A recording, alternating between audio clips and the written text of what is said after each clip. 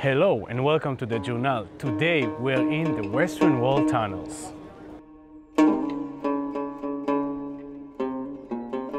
The Western Wall tunnels, located beneath Jerusalem's old city, reveal a world of wonder and mystery alongside one of the most sacred sites in Judaism. We're good. All right, let's go in. Come. I'll quickly tell you that we're going to go on what's considered to be the newer tour, not the 30-year-old classic tour. The new tour is called the Great Bridge Tour. It opened up just over a year ago, Chanukah. They're heading towards the wall. We're going to take a left over here into the new tour.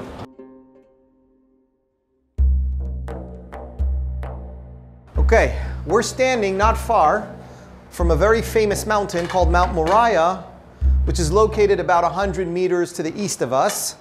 A mountain you cannot see today. You can't see it because there's a big structure built on top of the mountain, the Temple Mount. We'll say something about that in a moment. According to Jewish tradition, the peak of the mountain is the spiritual center of the earth. Many people are familiar with famous biblical stories associated with the peak of the mountain. The most famous story, of course, is the binding of Isaac. Our story, or should I say the story of Jerusalem as an Israeli capital, begins 3,000 years ago when King David built his city on the southern slopes of the mountain. Today, this area is a tourist center called the City of David. King David also wanted to build at the top of the mountain a permanent house of prayer, but he couldn't. He was a man of war. He killed people. He has blood on his hands. Not the right guy for the job. Who is? His son, Solomon, which in Hebrew is pronounced Shlomo, which means peace. The king of peace, 3,000 years ago, built the first temple. This first temple stood here for about 400 years.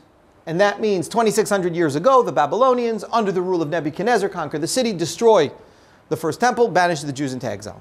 A short time passes, a few years, and a Persian king named Cyrus allows the Jews to come back and rebuild the second temple. 70 years, that's it.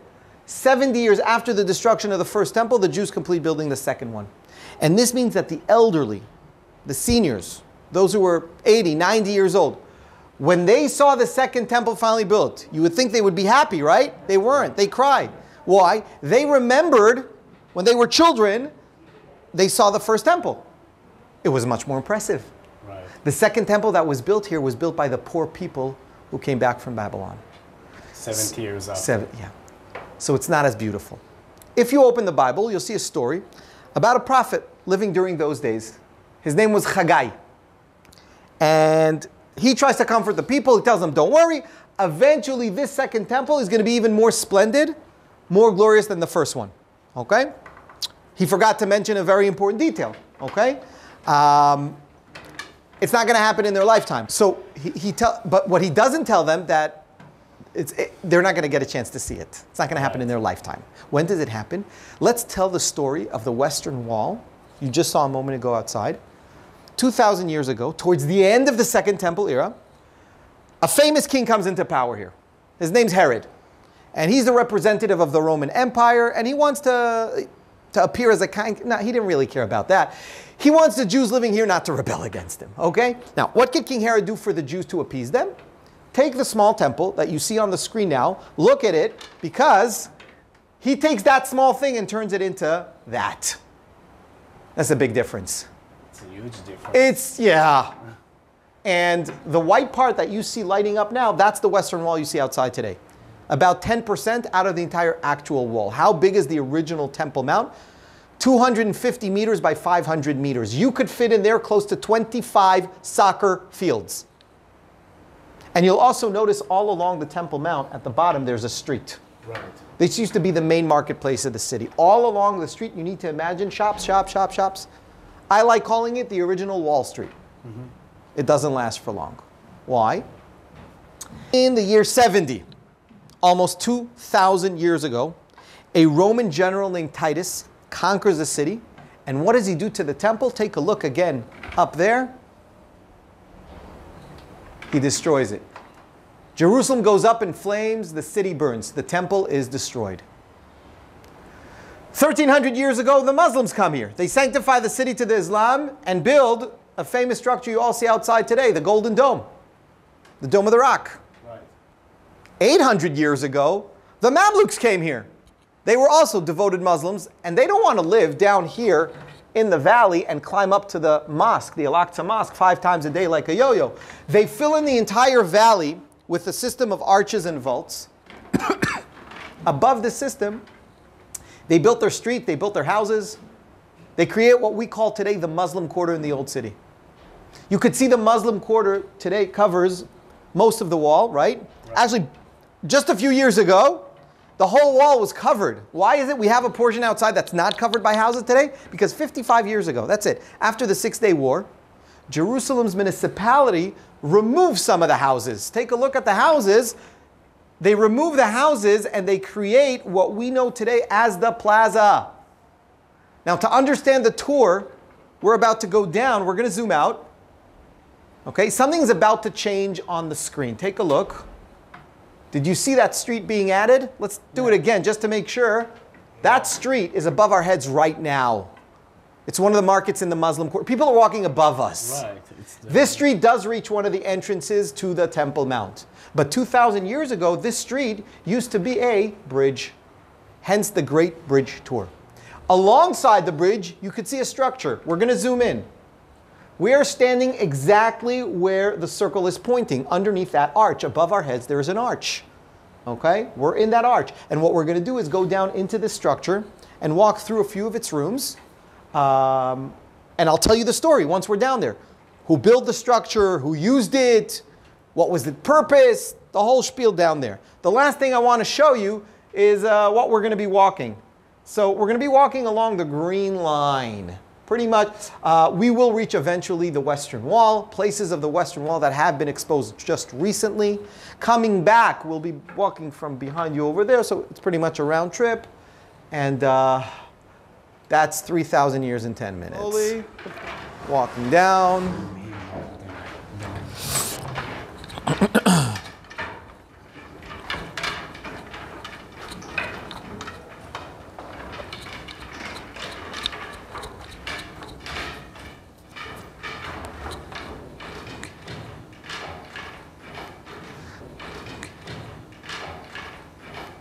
The Second Temple period began when Cyrus, the Persian king, allows the Jews to come back. By the way, the Bible refers to Cyrus as a Messiah. And you probably know that every empire in world's history has an expiration date. 2,300 years ago, 2,300 years ago, a new actor is going to step on the world stage. Okay, he's going to conquer the world in a storm. His name is Alexander of Macedonia. Bye-bye Persians, hello Greeks. And you should know both the Persians and the Greeks, most of the time, were kind of cool to the Jewish people. That changed 2,200 years ago when a Greek ruler named Antioch IV Epiphanes comes to power, decrees against Jewish tradition. Jews find themselves with their back against the wall, and they decide to rebel. Okay? This is one of those rare instances when the Jews rebelled and succeeded. Most of the time when we tried that, it didn't really work for us. Until today, we celebrate the famous holiday of Hanukkah, commemorating those events. The Hasmonean family that led the rebellion, after beating the Greeks, purifying the temple, they developed the city. They are the first ones to establish over here a massive bridge connecting the different parts of the expanding city. And the reason I'm telling you is because this arch over here and this arch over here are the original foundations of that bridge. These are 2,200-year-old vaults. Okay? And if you take a few steps away from the vaults and get a glimpse of both of them at the same time, you will notice there's a certain difference between the two. What is the difference? The height. The left one is shorter, the right one is taller. I'm going to tell you a secret. The next one to the right is a bit taller. The next one, even taller. Meaning, when this bridge was originally built, it wasn't a bridge, it was a ramp. King Herod is going to take this ramp and turn it into a bridge. Why? We'll talk about that in our next stop. Speaking about King Herod, this is a Herodian wall, 2,000 years old. This is a corner. The wall here continued and covered the bridge. And on the other side, we could see another wall, 2,000 years old. We are missing the fourth side, and we will dig in the future. Behind this Roman wall, we might find the fourth wall. I say might because I don't have X-ray vision. And the last thing, these stairs here are leading down into a space which I won't tell you what it is just yet. Keep you a little bit in suspense. After we go into the next room and I'll show you something, we're going to connect the dots. We will understand what this space underneath us is. Are there any questions till now? No, I was curious about this. So I'm going to tell you what this is in a second. Awesome. Ah, it's a good question. All right. So, all right, take a look. I am standing right now on a 2,000-year-old floor. I will tell you something about this floor in a moment, but for now, look a little bit up and notice that I am touching over here a shelf. Okay, this shelf decorated the room we were in and the room we're going into. And on this shelf, you could see the bases of columns. Okay? Truth be told, these columns here are not really columns. Okay? Why? Because the purpose of a column is to support, to hold. This is decorative. I'm going to light it up for the camera. Okay? Okay, here are the columns, and what makes these columns special is the capital stone. The capital stone is a unique signature of King Herod. Not round capital stones, like all around the Roman Empire, but square capital stone. This is Herod. The joke about Herod, if he wasn't alive, us guides in Jerusalem, we would be unemployed. He leaves his mark on the city like no any other king before and after him. What makes these capital stones unique and special, every one of them has a hole. I don't know if you have a zoom in function, or is it worth it to even zoom into the hole, okay? Yeah. But there is a hole up there in the middle of the capital stone. That hole goes through the wall. The wall here is 2.5 meters thick. The hole goes through. On the other side of this wall, okay, can't see because it's dark, but 2,000 years ago there used to be a water cistern. Where did the water come from? The bridge. Right. Now we understand why Herod takes the ramp and turns it into a bridge, because water can't climb up. But once you make a straight bridge, you can have an aqueduct. But where did the water originate? More than 20 kilometers south of Jerusalem. Right. And the water used to flow through aqueducts. You could come close and shine it. Okay, I don't think it opens, but this is a water cistern, a 2,000-year-old water cistern. Okay? The water used to flow through the aqueduct and end on the bridge. Some of the water flowed into the temple, but some of the water came from the bridge down into this water cistern, fill it up, and when water level would reach the hole, it would spill out. So for the first time in this tour, we'll understand what the purpose of this structure was. Look at the columns. Take a step back. Look at the columns, because you're going to understand perfectly now what people did here. The first thing people did when they came here is shower. Okay? Rinse themselves clean. And the water, if you look back at the floor, okay, water used to flow where I'm walking, right over here, okay, and into lower level drainage systems, which you could capture.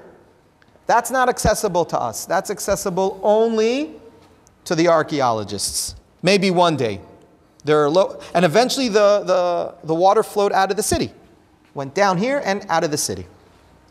The next thing, after rinsing themselves, they emotionally clean themselves. I like calling this step 1, physical cleaning. Step 2 is emotional cleaning, to relax before going to the temple. Remember the stairs?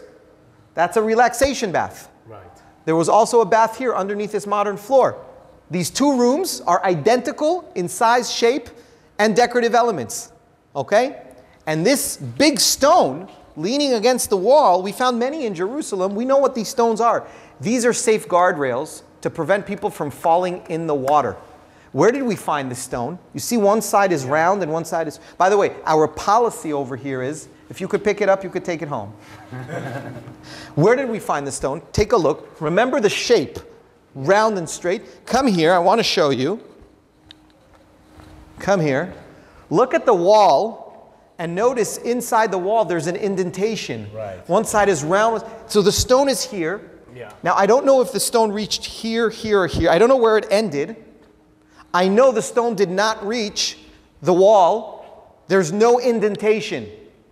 Similar to the room we were in before, stairs going down. You asked me, what are these stairs? There were stairs here as well. And there are two baths on both sides. You clean yourself physically in this room, then you choose which side you want to go to, go into a bath, relax. Right. After that, you're ready for the last step, spiritual cleaning. I will show you the purification bath on the other side of this wall, but before that I want to ask you, why is there a double doorway in and out? Because pure and impure should not be touching each other. If they do, COVID. No. Impurity is contagious. Right. Okay? Should not be touching each other. Now, we said that this structure that we're in was built during the time of King Herod. We now know what it was used for, preparation for going up to the temple. But who used it? Probably the richest people in the city. The amount of effort that was poured into this structure suggests that we're not talking about the common people. And I want you to imagine that the walls over here were not in this brownish, beigey, Indiana Jonesy color. It was white and blue and red. So before we move on, let me quickly tell you how the story ends. The people used this structure for a short time after it was built. It was destroyed twice, not long after they finished building it. The first time it was destroyed was natural, an earthquake. If you look at the doorway right over here, okay, at the top you'll notice that the lintel has a crack. Right. That's a 2,000-year-old earthquake. After the earthquake, there's going to be another destruction, this time man-made, the Romans. And this room becomes decommissioned. Let's go see the purification bath. Awesome.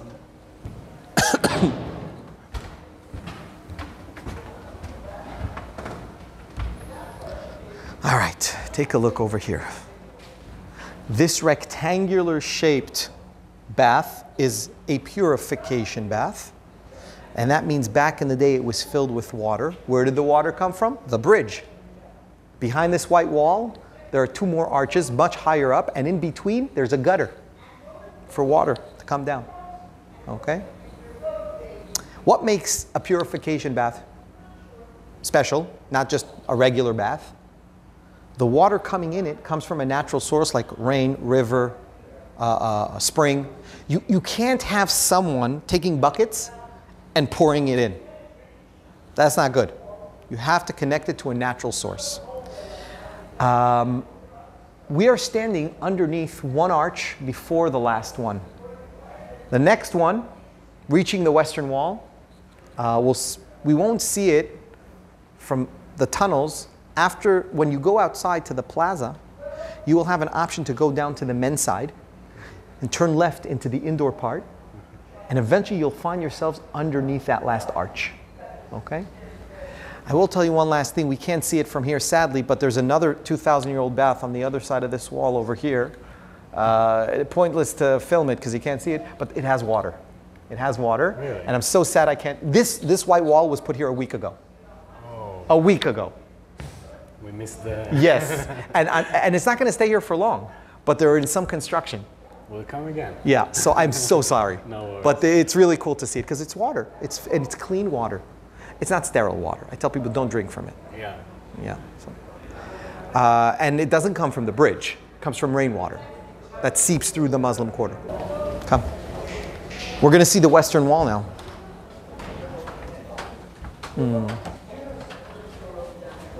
Wow.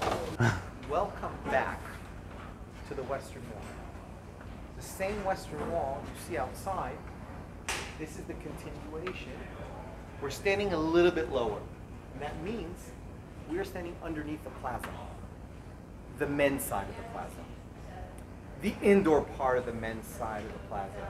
And I quickly want to show you how big the last arch in the bridge is. So we see the western wall in front of us. If you look behind us, there's another wall.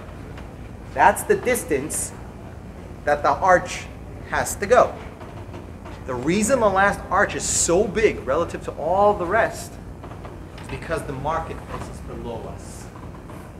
And the builders didn't want to stick a pillar in the middle of the market for people to bump into. So they built one massive arch going for the entire. Now, 10 years ago, this entire room, this entire space was filled with dirt. You see that wall over there? Yes. That wall is not really a wall. That's dirt we have not dug yet. Imagine that brown stuff filling up this entire area. Wow. And 10 years ago, the engineers installed these cement beams to support the plaza. Once everything was stable, they started removing the dirt, bucket by bucket. One of the things they found, which they did not expect, but truth be told, not really surprising, is this half a circle beneath us. Okay? Before I tell you what this half a circle is, very important to notice one more thing, and that is that every stone in the western wall has a frame chiseled around it. Here's the story. We can walk and talk as we do it. In the year 70, when Titus destroyed the temple, as a general in the army, he realizes that also the Temple Mount surrounding the temple has some symbolic value to the Jewish people, to their pride, to their morale, to their self-esteem. And he wants to break the Jewish people not only physically, mentally, psychologically, emotionally, spiritually.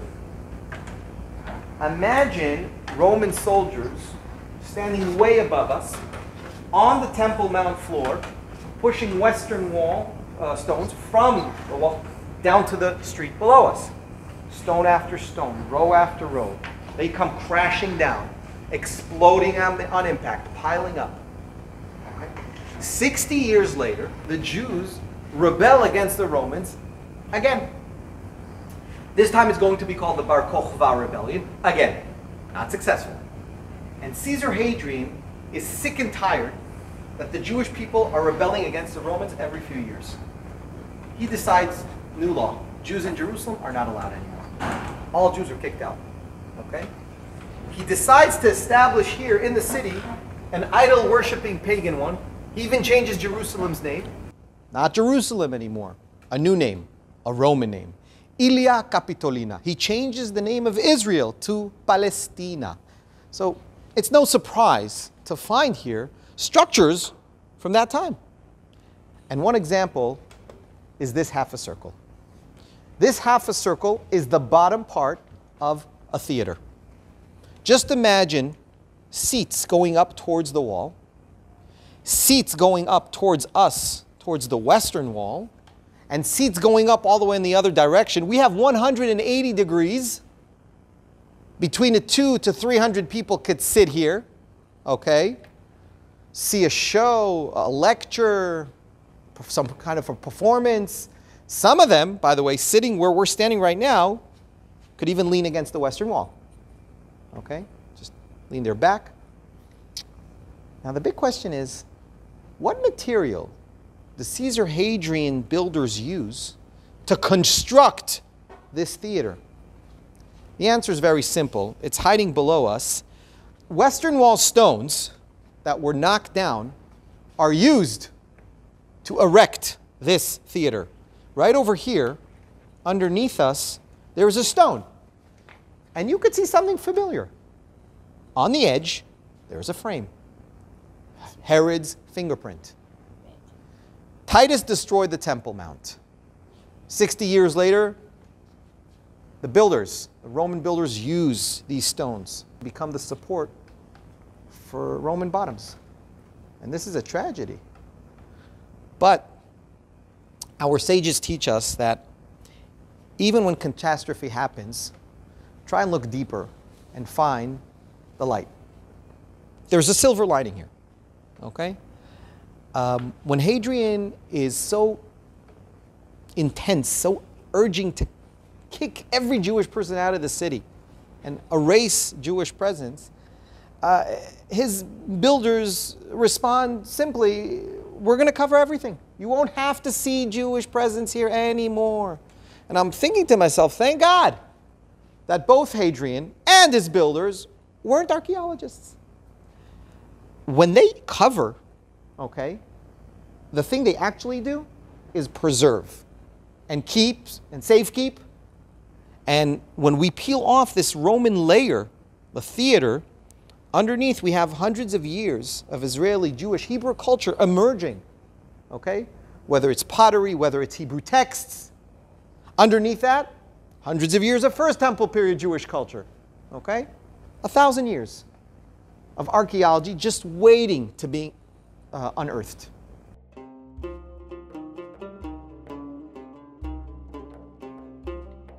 The theater over here might have incorporated in it water elements. You could have a show with water features because underneath the theater we could see the remainings of a water channel.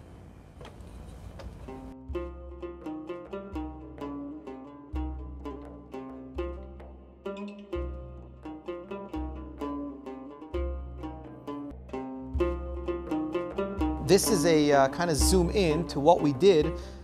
You might remember we started in one of the arches. We went down, we saw the pool, we saw the showers. Then we went through the double doorway, saw the purification bath, and a moment ago we were standing here where the theater is. Right. We stepped out of the bridge to the northern part. This is the southern part, here. We're standing. And let me explain a little bit about what we're seeing.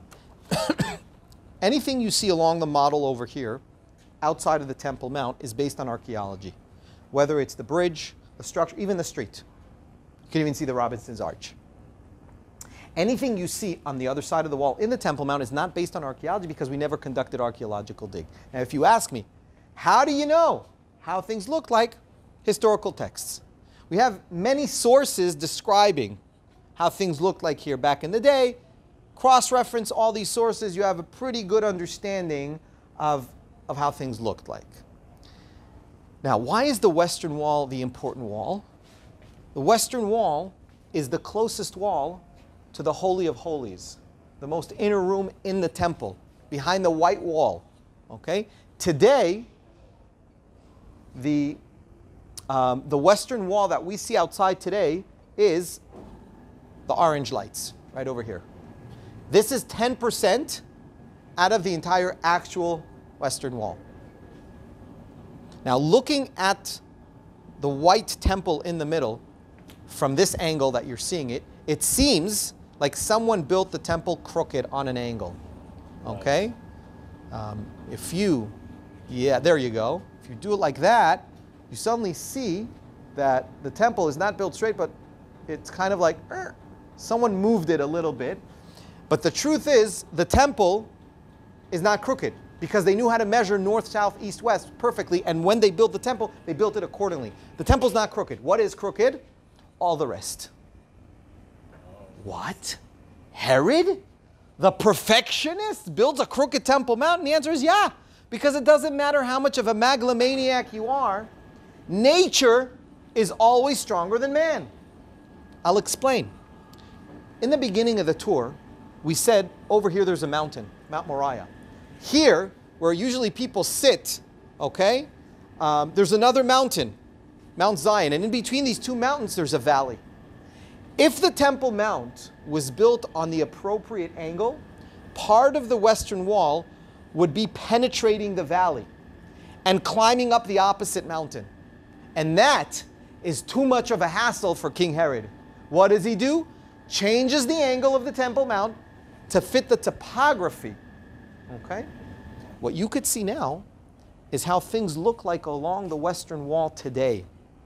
The Muslim quarter covering most of the wall, the prayer plaza, the Davidson Center, Southern Wall excavation. Let's see what we did on the tour today. Look at the Muslim quarter. So I'll show you where we started. We met in the lobby.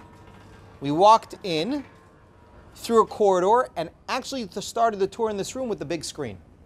Once we were done with the introduction, we went even deeper. So let's peel another piece off.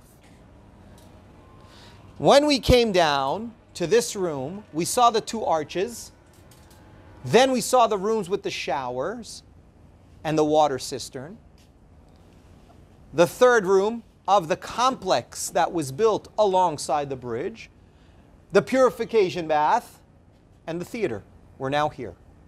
Opposite the western wall, look at the wall because the red lights represent the largest stone found in the Temple Mount. This one stone is 13.5 meters long. That is longer than a bus. Its height is 3.5 meters, and the depth inside 4.5 meters. This one stone weighs close to 600 tons. The closest quarry that we have from 2,000 years ago is about 300 meters to the north. How did they cut a stone from there? Transport it here, lift it 4 floors above ground level, and place it so accurately, and they didn't do it once. They did it 4 times. We have a total of 4 big stones, but this one is the biggest one. The big question of how is, we don't know. We know what technology they had back then that enabled them to move the smaller stones, which we saw before. There are theories. Each theory has its own problems. We do not have a complete understanding. So to some degree, it's still a mystery. Okay? But there is a story I'd like to tell you about the stone. Okay? And for that, I want you to see the stone. So look at the glass wall in front of us. That group is standing in front. Now, you don't see any seams along the stone because it's one stone, which stretches both to the right and to the left. Okay? When Titus destroys the Temple Mount, his soldiers, we said before, knock down stones, and they knock all the stones until they reach the big stone. So anything you see above the stone is later renovation. But when the Romans tried to push the stone, they huff, they puff, they don't blow the house down. Instead of them breaking the stone broke them. They gave up. Left us this unbelievable 2,000-year-old testimony. I want to show you one more thing here. You see the white lights? That's the bedrock. So from top, from bottom to top, 2,000 years ago, 60-something meters, that's like a building 20 floors high. Where is the short part of the wall? Follow the line, and you see that that corner is about 10 meters high. And that means a potential enemy would probably attack from here. This is the strategical soft spot. Herod, he's paranoid. He's not only afraid from a rebellion within, he's also afraid from an invasion. So he built here the famous Antonia fortress with the 4 towers to protect the Temple Mount.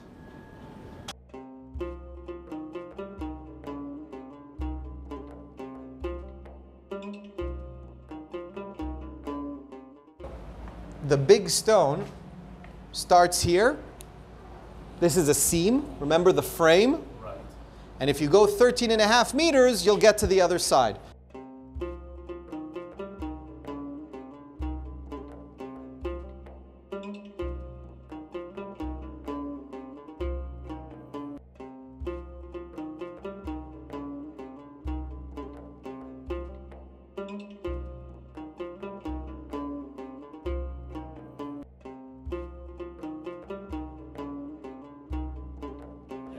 Hundreds of years after the city was destroyed, okay, the Romans will rebuild it, okay? They're going to decide to use the Western Wall as a supporting wall for new structures. So into these holes, they place these beams sticking out. Upon these beams, they build new walls, part of new structures that just lean against the Western Wall. These new structures are using the stability, the massiveness of this wall in order to lean on it. Okay, remember, this was built 2,000 years ago. Every 100 years in Jerusalem, we have a massive earthquake. Guess what? Has not been knocked down yet, even by massive earthquakes. Still standing.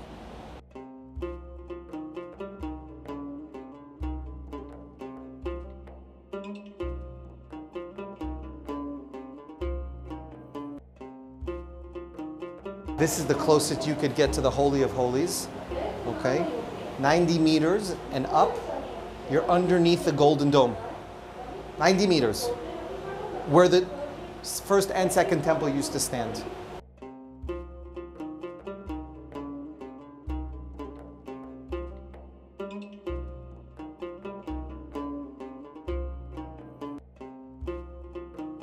When I first saw what I'm about to show you, I thought to myself, who did that? I went to the head archaeologist. I asked him. Told him I was near the place which is opposite the Holy of Holies. I saw something in the wall. I want to know who did it. He said, nobody did it. Said, what do you mean nobody did it? It's a result of earthquakes, of seepage of water, natural decay. I told him, wow, so that's one heck of a coincidence. He said to me, you could call it whatever you want. What am I talking about? Look at my finger. Just look at my finger. Take a certain distance. See where my finger is? You know what? We'll stand here. See where my finger is? Right. Are you ready? Yeah.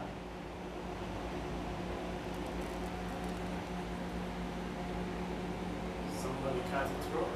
I'm going to show you one more time. Look at the shape I am showing you.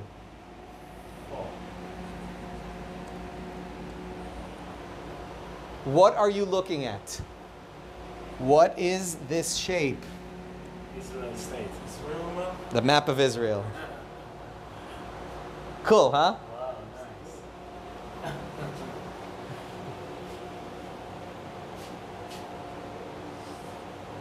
Go back. Yes.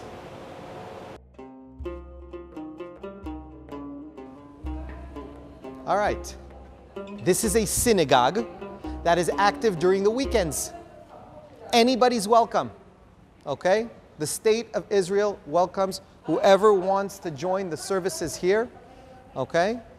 It's open to the public. During the week, tours walk through here. Okay? You could see the ark, and opposite, just behind the ark, the western wall.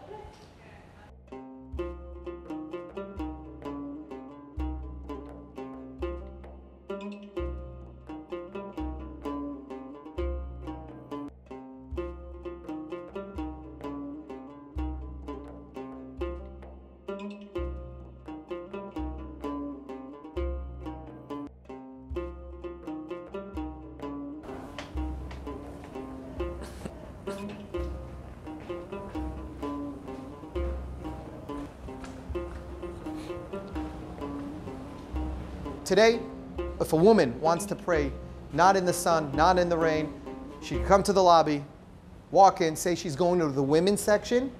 You don't have to purchase a ticket. You don't have to book a tour in advance because you're not joining a tour. You're just going in from the lobby straight to the women's section. You're praying and then out. Right. Yeah. And this is Wilson. Wilson's Arch is the last arch in the bridge, named after the archaeologist who found it more than 100 years ago. Yeah. If we go through these doors, and we see the Wilson's Arch.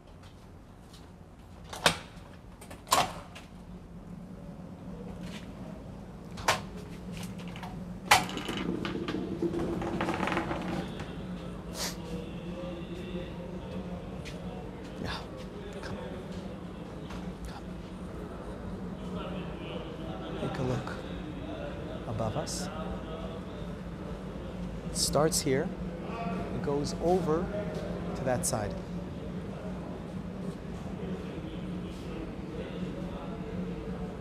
And remember, the wall, the western wall, goes 4 floors deeper. Maybe there's even a window. We could look down. We'll see up ahead.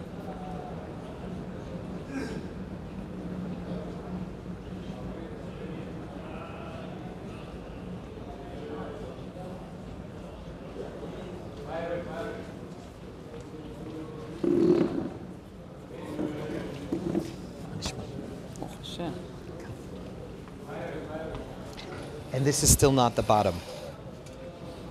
It's still not the bottom. No. There's more to dig.